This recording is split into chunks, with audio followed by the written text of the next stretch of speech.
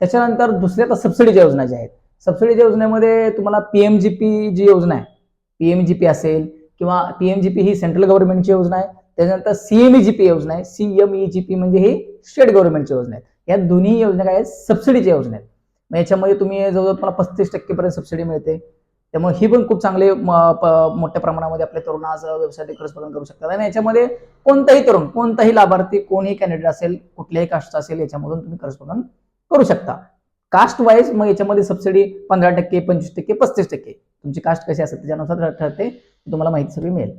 त्याच्यानंतर पीएमजीपी, सीएमजीपी या सबसिडी योजना झाल्यानंतर त्याच्यानंतर पीएमएफएमई म्हणजे सूक्ष्म अन्न प्रक्रिया उद्योग, प्रधानमंत्री सूक्ष्म अन्न प्रक्रिया उद्योग, जे ज्यांना प्रक्रिया उद्योग करायचा, सूक्ष्म म्हणजे अन्न प्रक्रिया उद्योग करायचा, त्यांच्यासाठी ही योजना आहे. म्हणजे फूड प्रोसेसिंग थोडक्यात म्हणू आपण, फूड प्रोसेसिंग युनिट ज्यांचं आहे किंवा अन्न प्रक्रिया उद्योग मध्ये प्रक्रिया करून तुम्हाला कच्चा मालाचा पक्का माल करायचा आहे किंवा अन्नधान्य असेल, त्याच्यानंतर तुमचं शेतामधील काय जे पिकतं त्याच्यावर प्रक्रिया करून तुम्ही मार्केटला ते विकू शकता. ह्यासाठी जे शेतकरी आहेत आपले, याच्यासाठी तुम्ही अन्न प्रक्रिया उद्योग किंवा मसाले असतील, म्हणजे फूड प्रोसेसिंग थोडक्यात अन्न प्रक्रियामध्ये जेवढे गोष्टी येतात ह्या सगळे पीएमएफएमई सूक्ष्म प्रक्रिया उद्योगमध्ये तुम्ही ह्या योजनेमधून करस्पंद करू शकता.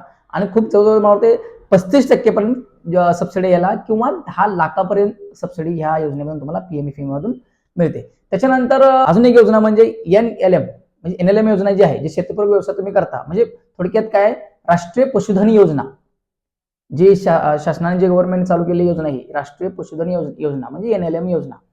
याच्यामध्ये तुम्ही तुमचा गोठा असेल, शेळीपालन असेल, वराहपालन असेल, पोल्ट्री असेल, याच्यासाठी तुम्ही व्यवसायासाठी, ह्या व्यवसायासाठी तुम्ही करस्पंद ह्या योजनेतून करू शकता. आणि ही खूप सुंदर योजना आहे शासनाची, शेतीपूरक व्यवसाय आहे आणि शेतकऱ्यांसाठी खूप चांगली आधारवड ही योजना आहे.